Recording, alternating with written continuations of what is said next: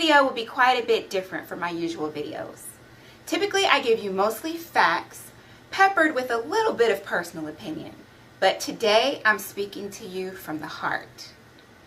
My fellow African Americans, Christianity is the religion of our former slave masters. During slavery, religion was designed to further oppress us, give us false hope, and to keep us submissive. When we came to this nation, we were stripped of our language, our names, our country, and our gods.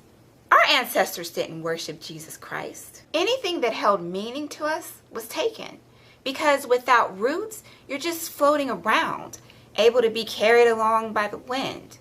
We had already been displaced. The next step was to make sure that any bonds we held were thoroughly broken. Slaves in this country were beaten, raped, demeaned, mistreated, forced to live an entire life doing things that defiled them, broke their bodies and their spirits.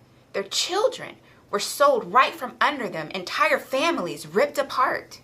But they could be comforted by the words of Jesus, and suddenly the injustice is easier to bear. Most slaves were not allowed to learn how to read or write. Yet, the one book that could be shared with the slave population was the Holy Bible. Why do you think that is? Surely it wasn't to save our souls, because you must be human to possess a soul, and our slave masters made it clear that they considered us to be less than human. So why do you think they gave us their religion? Let's look to the Bible for answers. Now, I know modern-day Christians like to throw out the uncomfortable parts of the Old Testament. So, we won't even go through the first half of the Bible and all of the many verses in the Old Testament that condone and support slavery and teach slave masters how to be proper owners of their slaves. We'll look at the New Testament only, starting with Ephesians chapter 6, verse 5. Slaves, obey your earthly masters with fear and trembling, with a sincere heart as you would Christ. Or how about Luke chapter 12, verses 47 and 48? And that servant who knew his master's will but did not get ready or act according to his will receive a severe beating.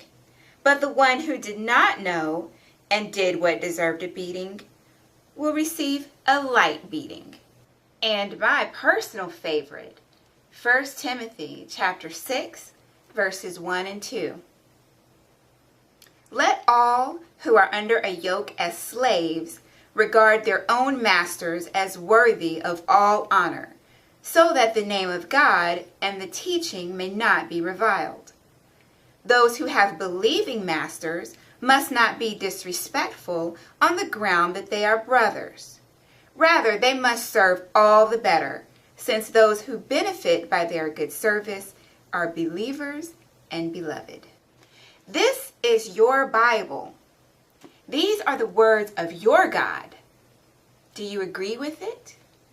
You have to, or else you must admit that this book is simply wrong. The pursuit of knowledge was prohibited for our ancestors. The price for trying to learn something new was severe punishment, beatings, and maimings. But today, we have the freedom and the opportunity to learn as much as we want about any topic under the sun. And with the internet and other resources available to us, there is no excuse.